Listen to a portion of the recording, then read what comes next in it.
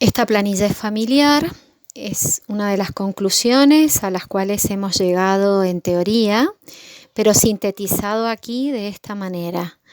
Aquí tenemos los 3 reactores ideales que nosotros les hemos propuesto para estudiar en esta primera etapa del año.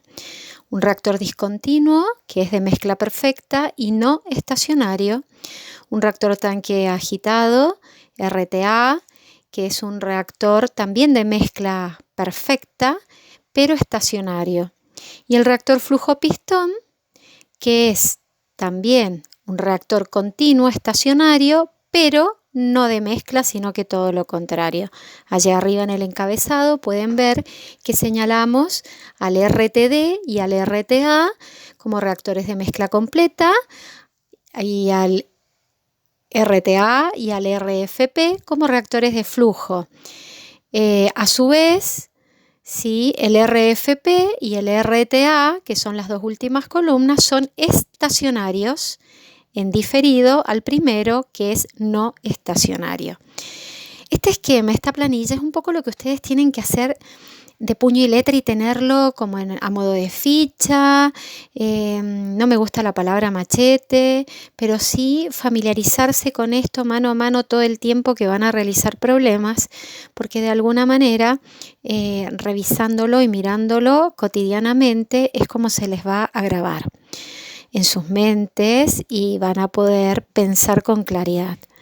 En la primera fila tienen los balances de materia molar, en la segunda fila el diagrama de los reactores, que puede ser el cilindrito para los de mezcla perfecta, cuyo diámetro es igual a la altura, o puede ser una esferita, es decir, un círculo, con el mismo sistema del eje con el agitador.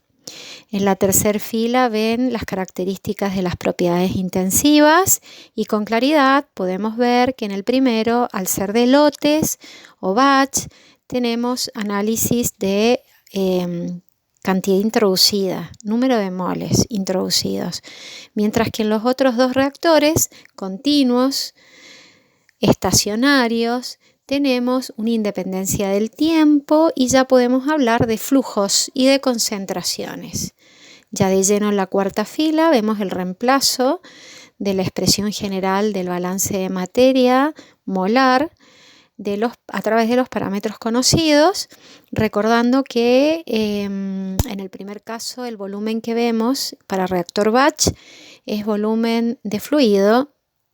Para el segundo y tercer caso, el volumen de un reactor tanque agitado que multiplicamos por la velocidad de la reacción es del interior neto y disponible del reactor.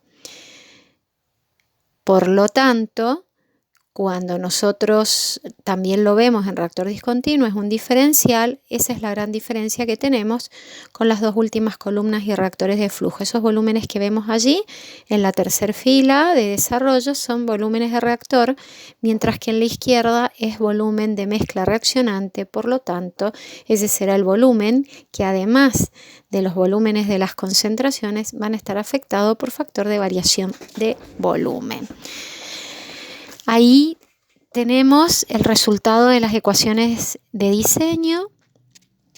Vamos a ver que ahí cambiamos un poquito el parámetro porque lo pegué desde otro desarrollo mío en forma de imagen, entonces me quedó como T y estita, da lo mismo, en donde si el volumen es constante, el volumen del fluido, ese volumen que ven en el denominador del integrando sale a dividir el Na0 y me queda concentración inicial de A. Bien, de alguna manera es importante que tengamos en cuenta que cuando hablamos de reactor discontinuo no diseñamos volumen, pero sí lo desentrañamos a través de la producción. Bien, esto es el esquema que debemos tener presente para todo lo que es diseño de reactores. Ya saben que vamos a usar relaciones estequiométricas, relaciones de alimentación, poner todo en función del reactivo limitante o clave, por lo tanto hay que determinarlo, y tabla estequiométrica es fundamental para luego poder expresar, por un lado, cómo nos va a quedar la ley cinética, que es la que vamos a usar en la ecuación de diseño del reactor. Le damos clic, vamos a la siguiente diapositiva.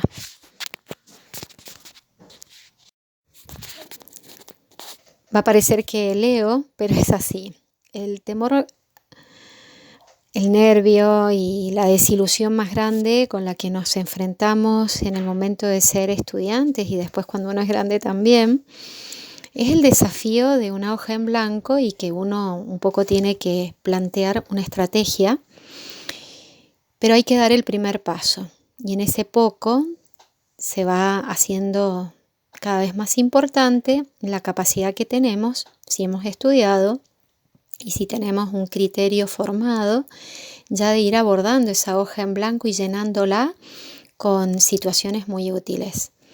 Por eso aquí les planteamos a modo de referencia cómo encaramos así el susto de una hoja en blanco y con la idea de no estar viendo desarrollos de otros, ni de libros, ni demás, porque uno se tiene que hacer el camino entrenándose para el desafío de ser profesional, en donde la diferencia de un técnico es que ya las recetas las hace uno no copia recetas y la creatividad con criterio es fundamental. Entonces, como número 1, que ya lo hemos ido viendo en los audios de desarrollo del trabajo práctico 1, siempre les digo lo mismo, lean el problema muchas veces.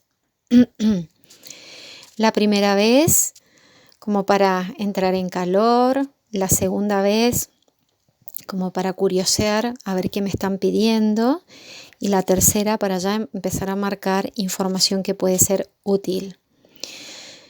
Cuando a uno le dicen, bueno, trabajo práctico número 2, ya sabe que el objetivo es algo vinculado con el diseño de un reactor ideal. Calcular volumen o la conversión lograda para un volumen determinado o calcular un tiempo de reacción y determinar cuánto se requiere de tiempo de reacción para una conversión determinada y un montón de otras cuestiones como inclusive a qué temperatura se tiene que desarrollar una reacción.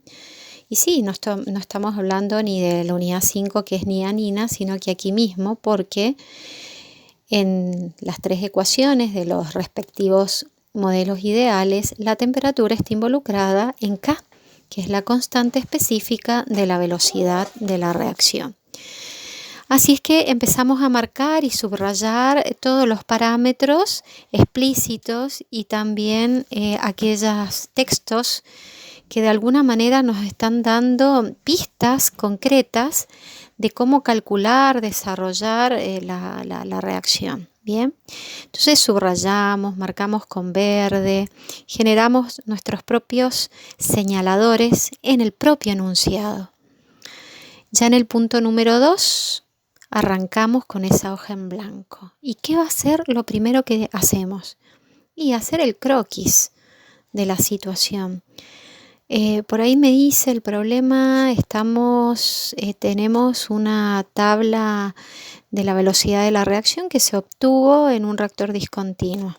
Bien, dibujamos el reactor discontinuo y le marcamos tabla. Pero por ahí con esa información nos está pidiendo que diseñemos un reactor a escala industrial que sea flujo pistón. Entonces ahí vamos a empezar a dibujar el reactor flujo pistón, su croquis. La información de alimentación, ahí ya va a ir de lleno una flechita que alimenta y una flechita que sale.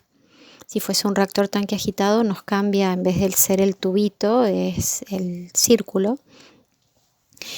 Y anotamos la información que tiene que ver con la alimentación, el egreso, por ahí en el egreso solamente hay incógnitas, coloco los parámetros con signo de interrogación, que hay en el interior del reactor que conocemos, bueno, esos croquis que nos ayudan a visualizar la foto, el escenario al cual tenemos que enfrentarnos. Bien, ya como tercera instancia, lo primero que abordamos en ese punto 3, describir la ecuación de diseño del reactor ideal que corresponda, sería, en función a en coherencia a ese diagrama de flujo, colocar la ecuación de diseño, que si es reactor tanque discontinuo, será la del reactor tanque discontinuo, es decir, tiempo de reacción. Y si es un reactor flujo pistón y un reactor tanque agitado, volumen. Bien, le escribo, en las primeras instancias las copio de esa planillita y ficha que me hice, luego las tendré que ir memorizando, obviamente. Lo siguiente y debajo de todo esto, ya como instancia 4 y fundamental, es escribir la ecuación estequiométrica de la reacción. Ya la ajusto. Si está expresado como compuestos químicos, la hago simple y en vez de nombrar compuestos químicos, les pongo letras, las mayúsculas en imprenta A, B, C, D, E, siendo A siempre la del reactivo limitante. Eso sería el punto 5. Una vez ajustada, ¿sí? Anoto las condiciones de alimentación, determino el reactivo limitante y ya planteo mi tabla estequiométrica, es decir, el desarrollo de los cambios de los números de moles en función del reactivo limitante y condiciones de alimentación. Bien, una vez que tengo eso, ya puedo expresar, ¿sí?, de alguna manera bien claro, la velocidad de la reacción y reemplazar en el parámetro de la concentración del reactivo limitante, en la expresión de la velocidad de la reacción, todas las concentraciones allí involucradas en términos de reactivo limitante con el orden global de la velocidad de la reacción. Bien, se dan cuenta de que ya hemos avanzado mucho. Vuelvo y miro la ecuación de diseño que anoté en el punto 3 y repaso qué es dato y qué es incógnita. Y en función de eso, despejaré o no y veré el mecanismo matemático. Y luego responder lo que nos pregunta el problema. Bien, así es que vuelvo a leer la consigna para ver si lo que he calculado se condice con esa cuestión que nos pregunta el problema.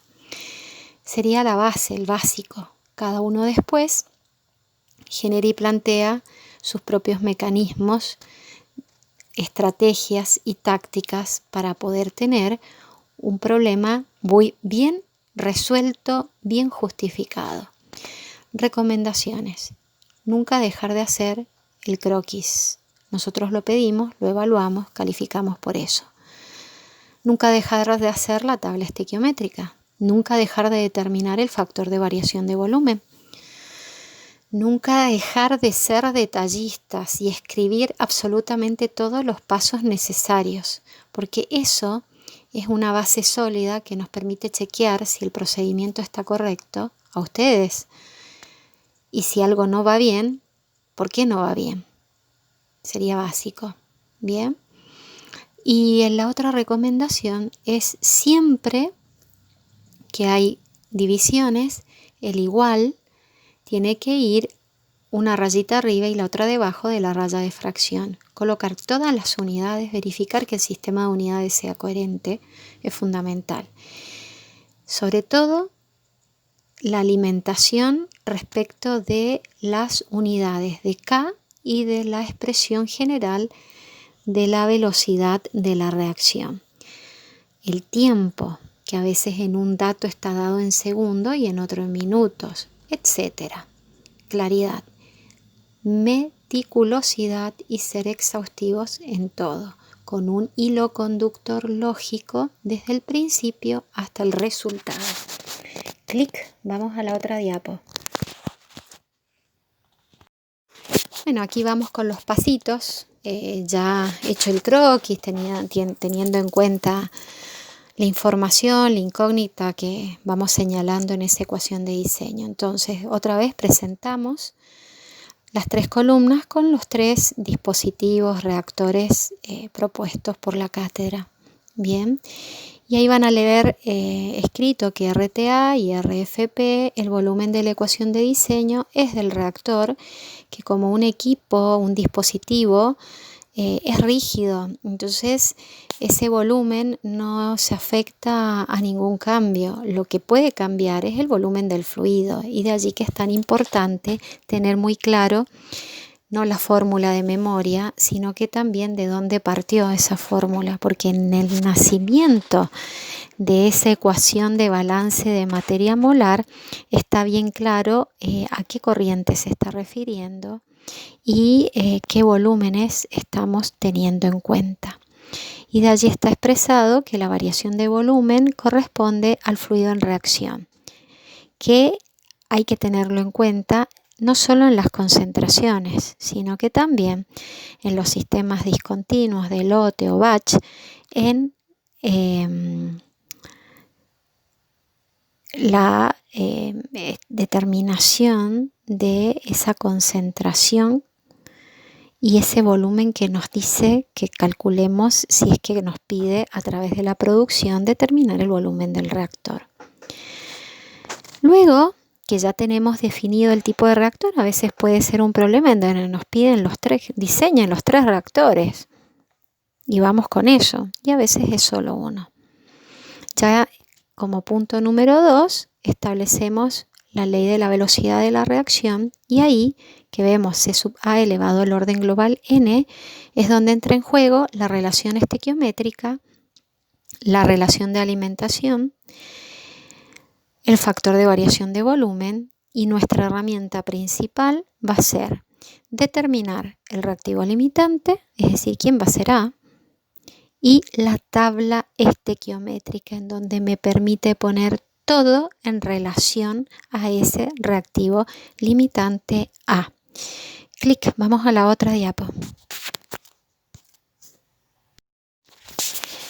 Ya como punto 3, planteamos la estequiometría con la tabla estequiométrica, por lo tanto es fundamental establecer y escribir la reacción que está sucediendo. Acuérdense que los coeficientes estequiométricos para este caso los dividimos todos por el coeficiente del reactivo limitante. Por eso van a ver A más B minúscula sobre A minúscula por B mayúscula, que es el compuesto reactivo B, que me da C sobre A del producto C más D sobre A del producto D. Y allí, tomando como fuente las tablas estequiométricas que plantea Scott Fogler, copiamos simplemente las tablas estequiométricas, la de arriba para un sistema de lote o batch y la de abajo para un sistema de flujo continuo y estacionario, que puede ser un sistema reactor tanque agitado RTA o un reactor flujo pistón RFP. A la izquierda de esas tablas estequiométricas van a ver que hago el croquis más común para un RTD y el de abajo el de un RTA y RFP. ¿Cuál es la diferencia entre un RTA y un RTD? Que el RTD no tiene alimentación ni efluente, o sea, no le hacemos las flechitas. En cambio, en un RTA sí, se las hacemos. Bien. Cuando vemos sistemas no estacionarios de lote, todo el estudio se hace en términos de número de moles. Sí. También podemos trabajar en términos de concentraciones cargadas, siempre teniendo en cuenta el volumen de fluido y factor de variación de volumen. Bien, no hay flujos, hay una carga y una descarga. Bien, compete también aclarar que la gran diferencia entonces va a estar que cuando el sistema sea de flujo, mi tabla estequiométrica va a estar en términos de flujos molares, pero también en términos de concentraciones.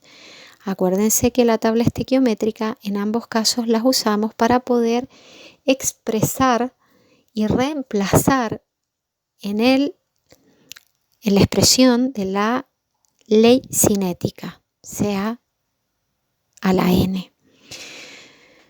Ahí podemos ver el sistema de flujo, en donde ya en la tasa de efluente del reactor, las composiciones que van a tener, ya entra en juego la relación de alimentación.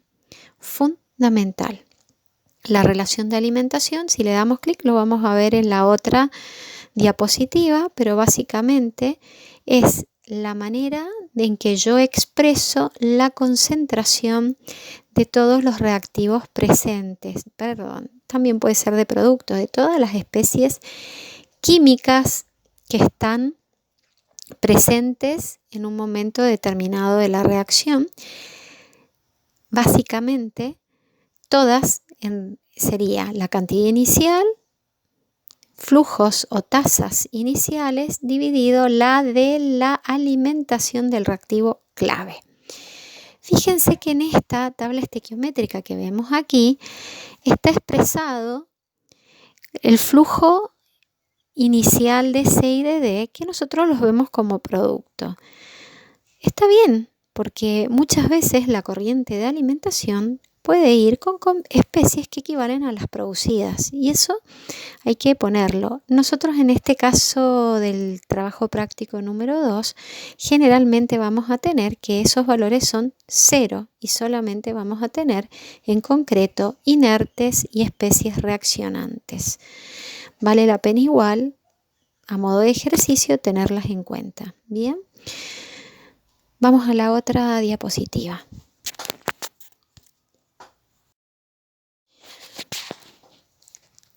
Es fundamental entonces tener presente que el parámetro de propiedad intensiva más útil que tenemos es la concentración. ¿Por qué? Porque es el parámetro que introducimos en el valor de la velocidad de la reacción representada por la ley cinética de mi sistema reaccionante. Cabe mencionar entonces que cuando el sistema es en lote es el más sencillo porque es el número de moles dividido el volumen del fluido reaccionante. Pero cuando el sistema es de flujo, no es de lote, la concentración es flujo molar sobre flujo volumétrico. Entonces aquí también, como fuente utilizando las planillas de Fogler, les acercamos entonces de qué manera nos quedan expresadas las concentraciones de cada una de las especies químicas en función de la concentración inicial del reactivo clave, de las temperaturas y de las presiones. Bien, y aclaramos otra vez cuál es la relación de alimentación. Cuando tenemos claro entonces, ya podemos reemplazar en la ley de la velocidad de la reacción y a su vez la ley de la velocidad de la reacción en la ecuación de diseño, que sería este punto 4. ¿Y cómo lo hacemos? Y lo podemos hacer desde lo más simple a lo más complejo, y le damos clic a la diapositiva y vamos a ver la flechita desde menor a mayor complejidad, gráficamente, numéricamente, analíticamente o uso de software. Aprovechamos de recordarle que el uso de software para nosotros básicamente va a ser Excel, porque nos interesa que no nos compliquemos con la matemática, sino que más bien con el realmente sentido estricto de lo que estamos haciendo desde el punto de vista de la cinética y del criterio ideal del reactor ideal elegido. Clic y a la otra diapositiva. Otra vez con la planillita con los 3 reactores, de que por qué es tan importante la gráfica, el método de los incrementos que leyeron en las diapositivas de la teoría. ¿Sí? Bueno, veamos cuáles son las ecuaciones de diseño. Fíjense, RTA, volumen, va a ser igual al flujo molar de alimentación por la conversión final lograda en el reactor por el valor de la velocidad de la reacción para esa conversión final. En la misma fila abajo, Sx sub A sobre menos RA, yo lo puedo estructurar como 1 sobre menos RA por XA. Y el FA 0, que es un valor constante en la alimentación, lo llevo al volumen abajo. Y fíjense lo que pasa. 1 sobre menos RA, si yo lo tengo como ordenada o valor de la función cuando reemplazo la variable independiente XA, es el valor concreto de una altura en mi par de ejes coordenados y XA es el valor de una variable independiente. Entonces, de alguna manera estoy haciendo la multiplicación de un valor de base por un valor de altura de la función. Lo mismo para reactor flujo pistón y reactor tanque discontinuo, en donde va a estar incluido dentro de un integral. Entonces, para un reactor tanque agitado voy a tener un único valor. Pero fíjense que en reactor flujo pistón y reactor tanque discontinuo ya tenemos que ese producto está afectado por un rango de valores de conversión, es decir, entre 0 y x0. Si le damos clic, si marcamos 3 veces clic, ¿dónde está la variable independiente? Y acuérdense de análisis matemático que la variable independiente es el valor que yo le atribuyo a una letra que va cambiando, y en este caso si es conversión va entre 0 y 1, de manera tal de que me afecta el valor de una función que en este caso es 1 sobre menos RA. Le damos clic, la función es 1 sobre menos RA, 1 sobre menos RA, 1 sobre menos RA de cada una de las 3 ecuaciones de diseño. Significa que tenemos un único valor para RTA y un paquete de valores para los otros 2 reactores que tienen afectación de integración. Bien, veamos. Vamos a la siguiente ecuación, a la siguiente diapositiva. Tal entonces, cuando tenemos una función, nos compete hacer una tabla de doble entrada. Quiere decir esto, que en la primera columna de la tabla disponemos el valor de conversión. Y en la segunda, el recíproco de la velocidad de la reacción, que depende de cada valor que tome la variable independiente conversión. Y allí un poco en la tablita, ¿sí?, está dispuesto XA. Por lo tanto, tendré tantas filas como valores de XA atribuya, que van desde 1 a 0,99, y el cálculo correspondiente en la segunda columna de 1 sobre menos RA. ¿Qué significa que voy de 1 a 0,99? Cuando la conversión vale 1, el valor de la velocidad de reacción vale 0. Por lo tanto, en la segunda columna, 1 sobre menos RA da infinito. Es decir, que en infinito por XA o por diferencial de XA, ¿qué me dice? Y que es un volumen, un tiempo de reacción infinito, o sea, imposible diseñar para esa situación de conversión. Bien, y pongo en el costado, se pueden seguir las columnas si se quiere resolver parámetros varios como ser volúmenes, tiempos, etcétera, tanto como yo necesite en la secuencia del diseño del reactor y que dependan de ese valor de X y de ese valor de menos RA. ¿Se acuerdan que ya en el tema 1 hemos también utilizado planillas de cálculo donde todo depende de XA? El otro caso sería que en vez de XA tenemos valores de concentración. Y esto no lo escribí porque verbalmente lo van a entender. Cuando tenemos valores de concentración, la concentración del reactivo limitante que va a ir encabezando la fila es la concentración inicial y es la más alta.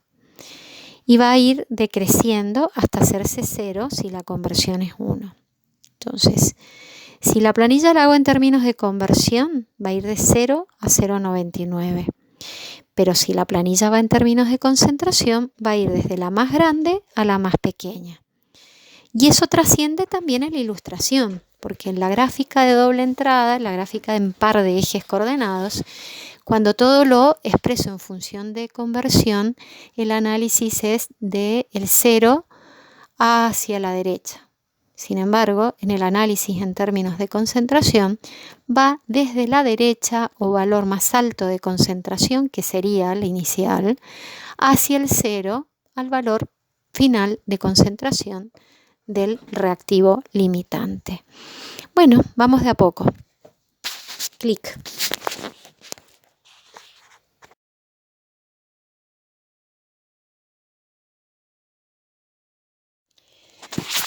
En un RTA, veamos, ¿qué pasaría con esa planilla de doble entrada? Cada valor de conversión me va a dar un único volumen de reactor. Bien. En este caso ya directamente he atribuido, para tenerlo presente, valores de concentración, la correspondiente conversión, el valor de la velocidad de la reacción, el recíproco y el volumen. Bien. Si recordamos, volumen de un RTA es 1 sobre menos RA por conversión. Entonces, por ahí el problema me está preguntando qué volumen de reactor requiero para una conversión del 50%. Bueno, reemplazo en la fórmula y lo obtengo. Pero por ahí me interesa ver con claridad y comprender de qué estamos hablando. Y bueno, depende de la forma, de la velocidad de la reacción, es qué tan grande va a ser el volumen que yo requiero para una conversión determinada. Bien, entonces allí vamos a ver en el diagrama, a la izquierda, concentración inicial como 1,30 y concentración final 0. El respectivo cálculo de conversión, que la unidad es adimensional y por eso van a ver ahí un numeral que significa dimensional. Y el valor de la velocidad de la reacción, que crece a medida que aumenta la conversión y a medida que disminuye la concentración del reactivo limitante. Listo. Calculamos 1 sobre menos RA y después el volumen que requiero para una conversión 0 de 1 sobre menos RA es 0 litros. Bien. Luego, ahí está, corrijan ahí el volumen, la unidad es litros. Luego, sucesivamente, por ejemplo, para una conversión de 0,62 del volumen requerido es de 3,20 litros. Bien, y así sucesivamente hasta llegar a 24 litros para una mayor pureza. ¿Y qué pasó con la concentración final 0? Bueno, ahí vemos el infinito. Bien, en las planillas Excel van a ver ese numeral, exclamación, div, 0, exclamación, porque bueno, da infinito, es una indeterminada. ¿Qué significa esto? Vamos a clic. ¿Sí? En RTA no siempre es necesario hacer planilla de volúmenes para distintas conversiones, ya que generalmente queremos conocer, o en el caso A, el volumen de un reactor necesario, bien, para lograr una conversión dada. Y el caso B, la conversión que se lograría para una reacción determinada con un reactor de un volumen conocido. Hay en algunas ocasiones donde uno necesita hacer planilla para cotejar, por ejemplo, a ver, ¿qué volumen se lograría para una secuencia de conversiones? O, por ejemplo, si me está diciendo que la temperatura de salida del reactor es X en términos absolutos. Entonces, ¿qué tengo que hacer? Hacer el desmiembre desde que reemplazo a menos RA por K por CA a la N y el K por la de Arrhenius correspondiente y de allí despejar T. Entonces tengo que continuar la planilla para luego decir, bueno, estamos hablando de este volumen y de esta conversión, como por ejemplo. Bien, vamos con clic para otra diapositiva. Bueno, allí vemos entonces la expresión de la ecuación de diseño de un RTA y a la izquierda correspondientemente la tabla de doble entrada que más nos importa. O sea, extraje de la tabla previa solamente la columna de conversión sobre 1 menos RA, que es lo que a nosotros nos importa. Las otras columnas son muy necesarias porque me permitieron llegar a ese 1 menos RA y cálculo de volumen. Aquí lo que queremos hacer es explicar qué sucede con el análisis gráfico de esa función. Ahí en azul van a ver que está la curva de esta velocidad de la reacción, que es una curva distinta a las que acostumbramos a ver. Pero existen. ¿Qué quiere decir? Fíjense, 1 sobre menos RA se lee en la ordenada y X en la abscisa. Por lo tanto, 1 sobre menos RA por XA, que arranca en 0, es como decir altura por base, o la clásica base por altura. Bien, entonces allí, si nos paramos en 0,4, trazamos la perpendicular a la abscisa, tocamos la curva de la función, leemos a la izquierda 10. Quiere decir eso que volumen sobre flujo molar inicial de A, que conociendo el flujo molar inicial nos va a permitir conocer el volumen, va a ser igual a esa área del rectángulo. Por lo tanto, en un RTA tenemos un rectángulo bajo la curva. Le damos otro clic y vamos a decir, ¿qué pasa ahora para una conversión de 0,90?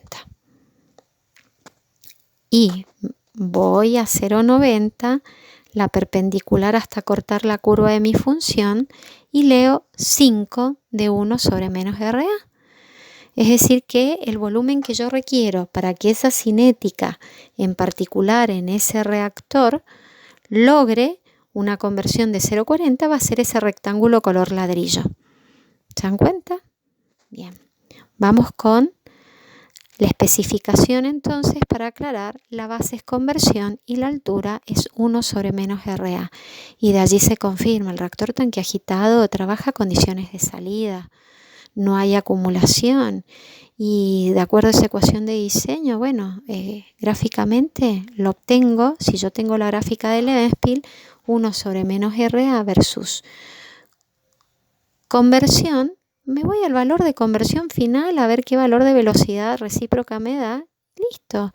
Y ese rectángulo es el área del volumen sobre el flujo molar. Es decir, que para poder determinar el volumen, simplemente multiplico esa superficie por F a 0. Clic y a la otra.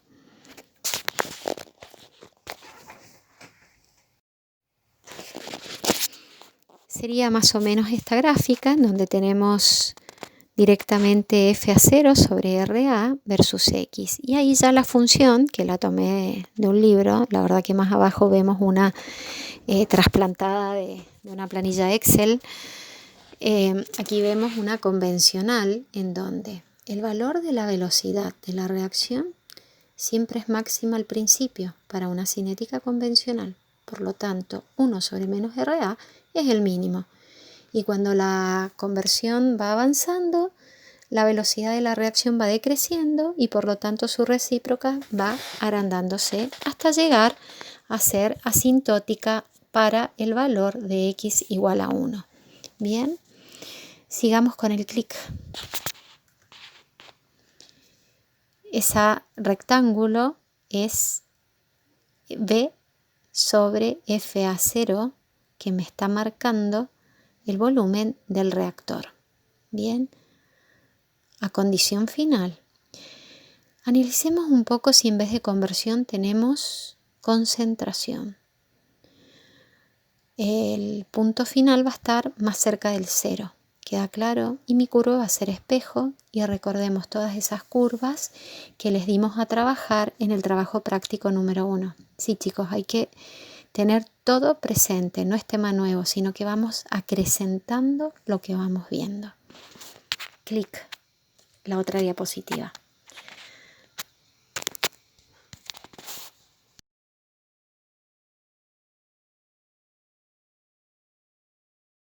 Bueno, acá en un reactor flujo pistón tenemos la integral entre 0 y X final de X sub A en diferencial sobre menos RA.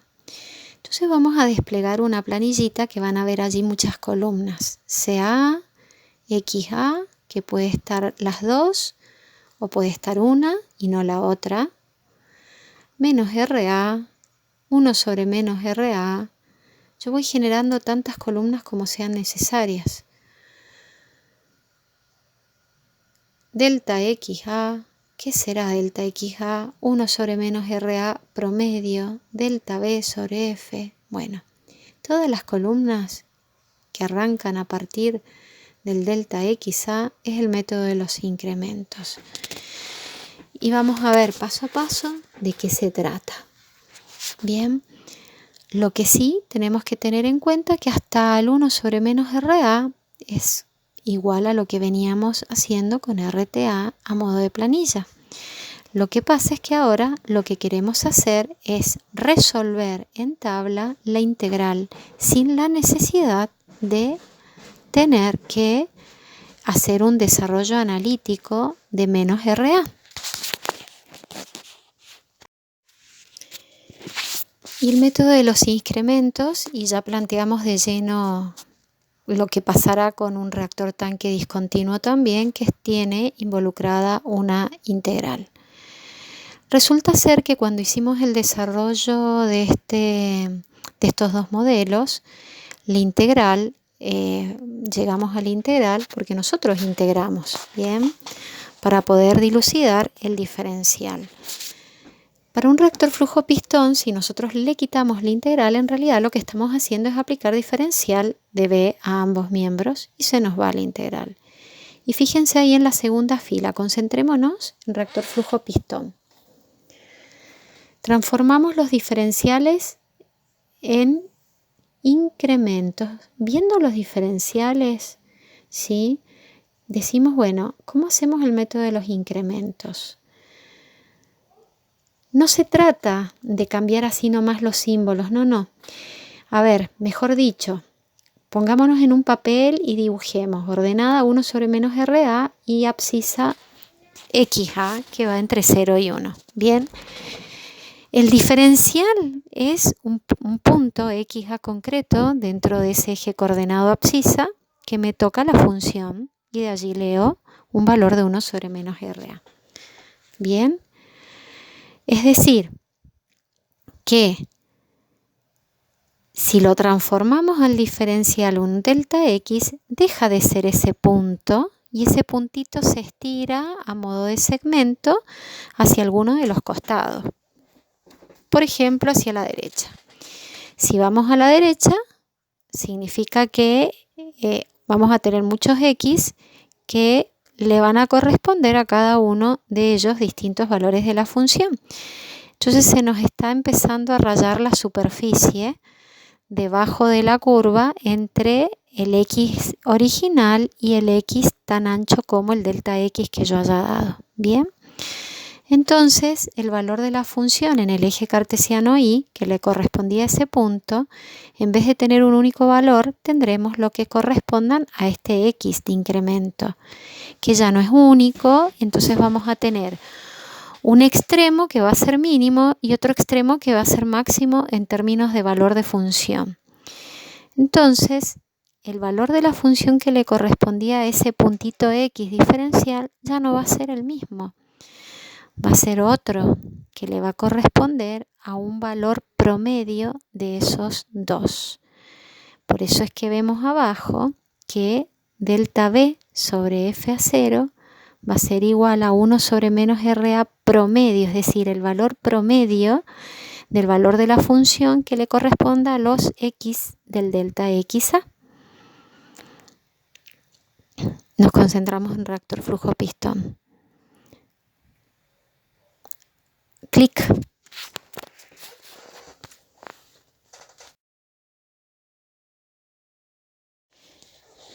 Para la misma planilla que usamos para RTA y esa planilla que vimos para reactor flujo pistón, tenemos dibujada la función de 1 sobre menos RA versus conversión.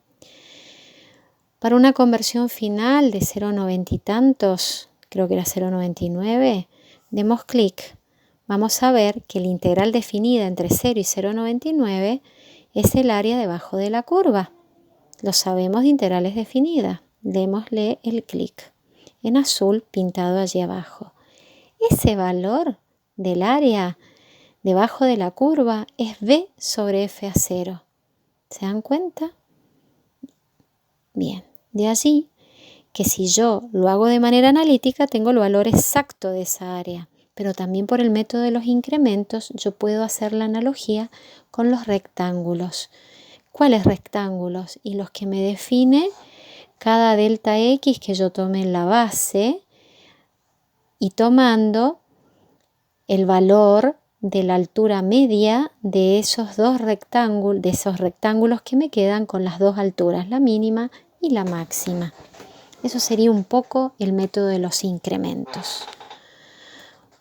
Bueno, a ver, con el clic vamos a ver cómo resultan las gráficas.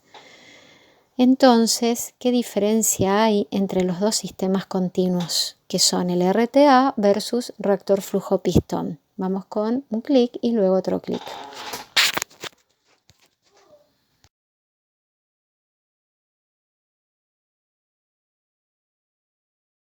Si le damos otro clic, vamos a ver el escenario completo. Ahí vemos la misma velocidad de la reacción, pero con el qué pasa cuando estamos diseñando un reactor tanque agitado, Continuous Stirred Tank Reactor o un Plug Flow Reactor, que sería reactor tanque agitado, reactor flujo pistón, sus siglas en inglés.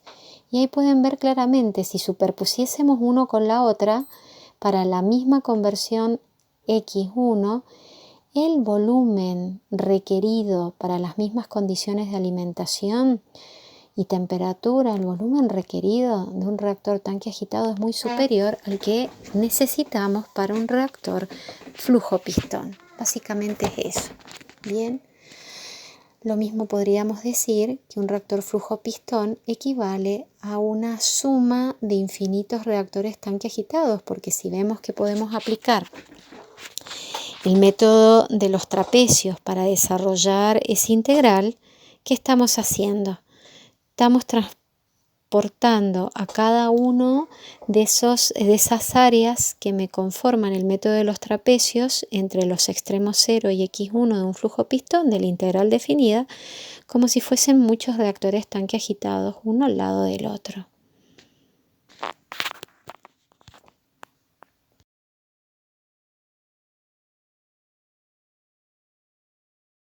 Y así nos encontramos con el reactor tanque discontinuo, afectado por un integral y también por un método de los incrementos. El objetivo es calcular tiempo de reacción y vamos a ver que en el método de los incrementos entonces tenemos las columnas clásicas de la concentración o de conversión o ambas, la de la velocidad de la reacción, la de la recíproca de la velocidad de la reacción, la del delta XA. ¿Por qué el delta XA? Porque yo divido a mi intervalo entre 0 y X final, XA final, en tantos incrementos equivalentes como sean posibles o sencillos de calcular. Mientras más pequeñitos, más próximos al diferencial. Y para esos delta XA, que voy a tener para esos extremos dos valores distintos de función, que es 1 sobre menos RA, tomo el valor promedio. Bien, y ese valor promedio es el que coloco en la siguiente columna, de manera tal de que ese valor promedio por ese valor de delta XA me va a dar un delta tita. De manera tal de que el delta tita, que está dividido por CA0, después si lo multiplico por CA0 me da delta de tiempo, es decir, ¿cuánto tiempo necesito para pasar de una conversión, en este caso de 0 a 0,23? 6,33 minutos. Para pasar de 0,23 a 0,38, 3,27 minutos. Para pasar de 0,38 a 0,46, 1,33 minutos. Y se dan cuenta que no hay una relación lineal. Depende de mi cinética. Bien, de manera tal que para 0,46 requiero de un tiempo total de 11,33 minutos. Sumo los tiempos requeridos para ir pasando de un delta al otro. ¿Se dan cuenta? También me aparece la indeterminada para conversión total 1 o concentración final 0. Bien, más adelante hago más detalles sobre este método para el que no lo tenga claro. Terminen de ver todas las diapositivas y después las repasan y las vuelven a escuchar, las vuelven a mirar.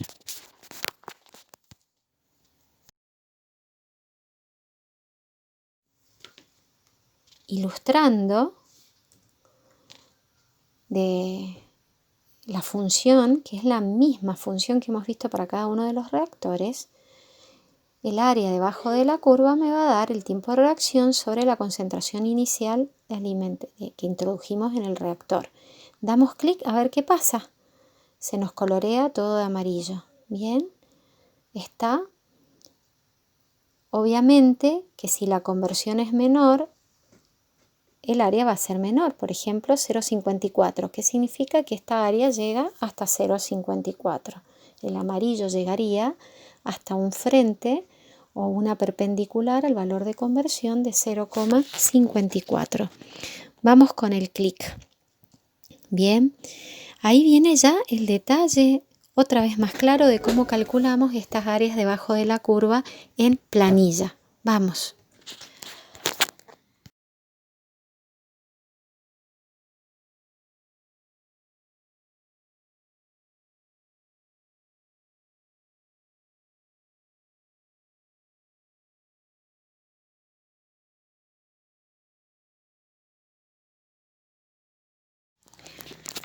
Ahora vamos con valores concretos para cerrar la idea del cálculo.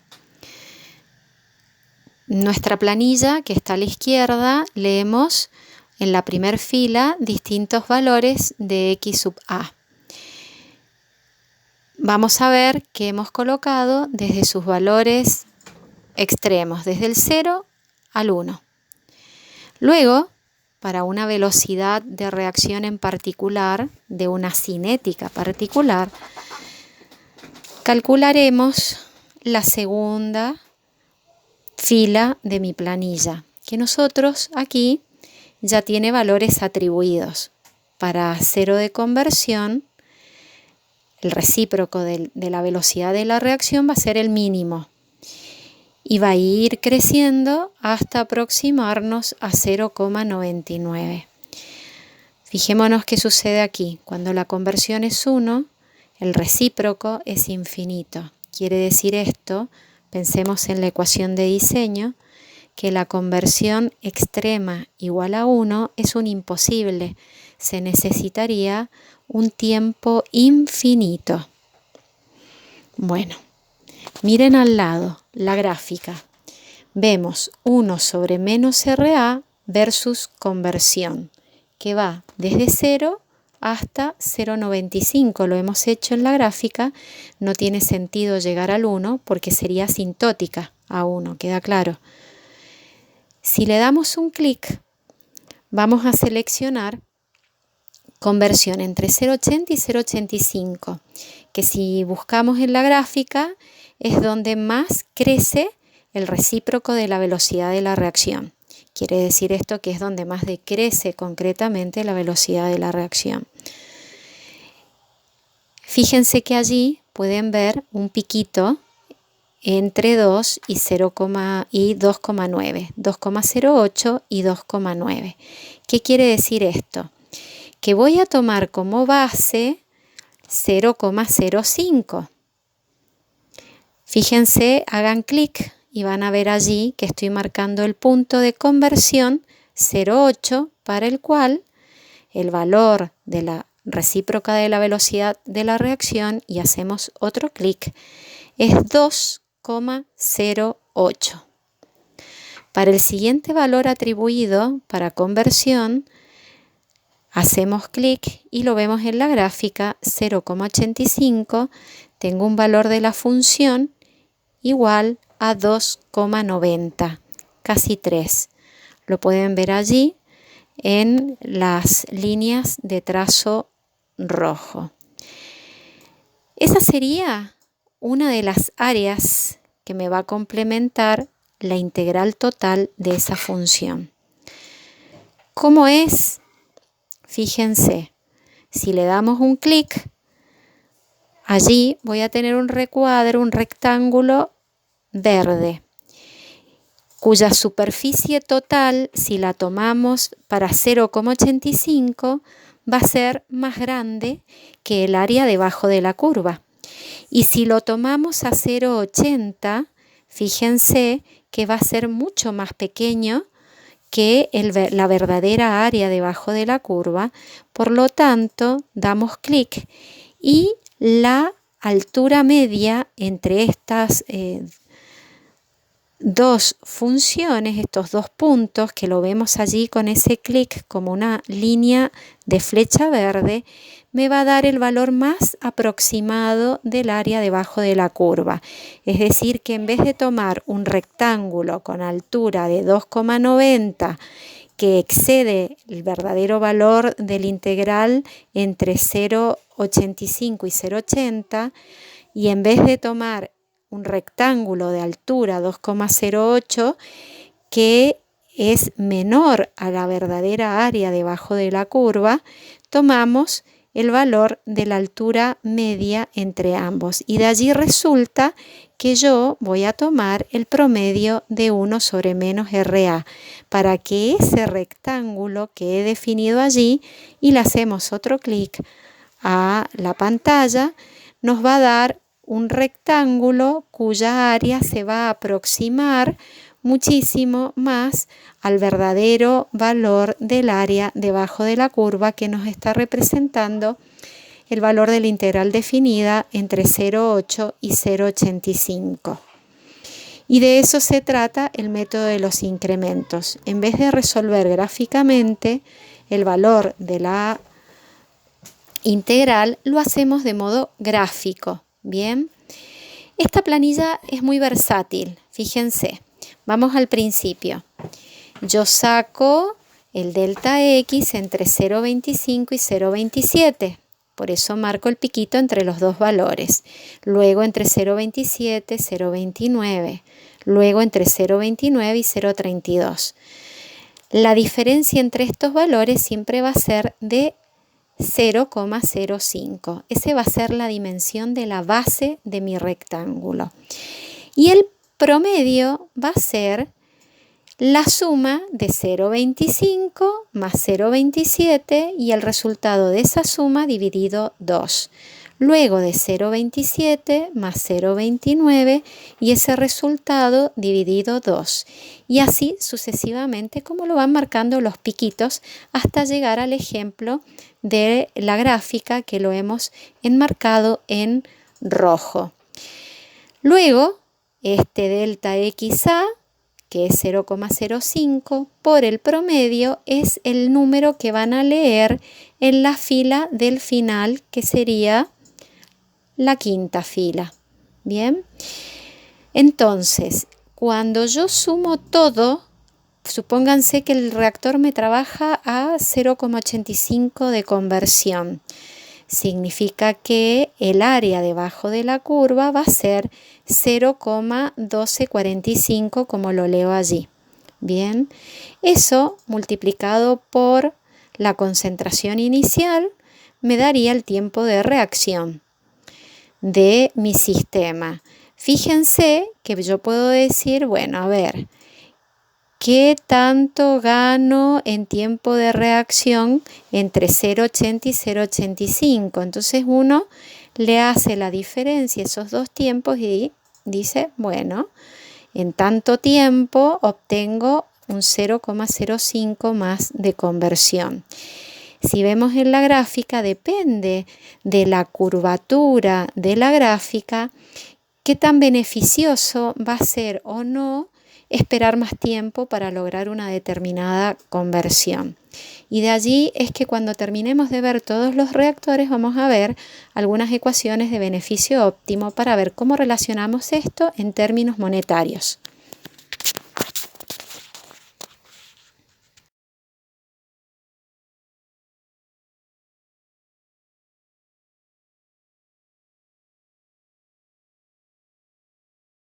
Es muy importante aquí tener en cuenta en la diapositiva número 38 generalidades sobre la alimentación. Tienen que tener muy presente de qué manera se realizó el balance de materia molar en cuanto a mi sistema reaccionante. Pensemos que tomamos el reactor y rodeamos como sistema, acuérdense el circulito, el lazo en forma de trazos, y en realidad para nosotros la alimentación es una única corriente. Por lo tanto, es habitual y común escuchar en los audios, leer en los problemas que entra una única corriente. ¿Qué pasa cuando entra una única corriente? Bueno, los parámetros de concentración y de flujo volumétrico coinciden con los que debo introducir en mi concepción de ecuaciones de diseño. Desde el punto de vista, estamos hablando de reactores continuos, de volúmenes y de tiempo espacial. Pero en muchas ocasiones se dice que se alimenta con corrientes individuales.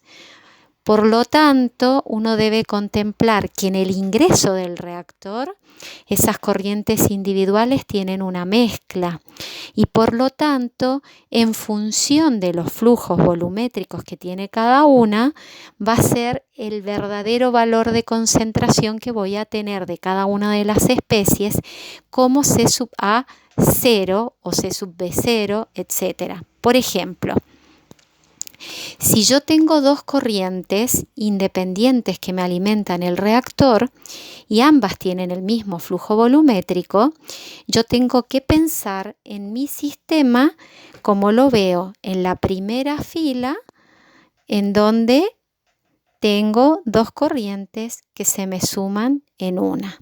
Bien, yo allí tengo que contemplar que el flujo volumétrico de la corriente 1 más el flujo volumétrico de la corriente 2 va a ser el flujo volumétrico de mi corriente de entrada. Bien, por lo tanto, de alguna manera voy a tener que hacer mi balance molar para ese punto de mezcla.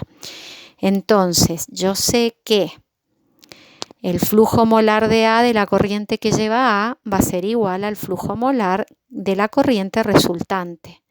Flujo molar va a ser igual a concentración por flujo volumétrico. Reemplazo por los equivalentes y de esa manera voy a llegar a la expresión de la concentración en mi punto de unión. Eso sería todo. Bien. Más detalles por hora de consulta o voy a pasar algún escrito aclaratorio por foto publicado. Bien. Esto sigan viendo las diapositivas, hay 3 ejemplos en paralelo, o sea, con una misma cinética y qué sucede con 3 reactores. Bien, es muy didáctico, está muy bueno, muy interesante poder realizarlo. Son 2 ejemplos. Por favor, tengan en cuenta el diagrama de bloques lógico de desarrollo de problemas, como así también tengan en cuenta la secuencia de estrategias sugerida por la cátedra.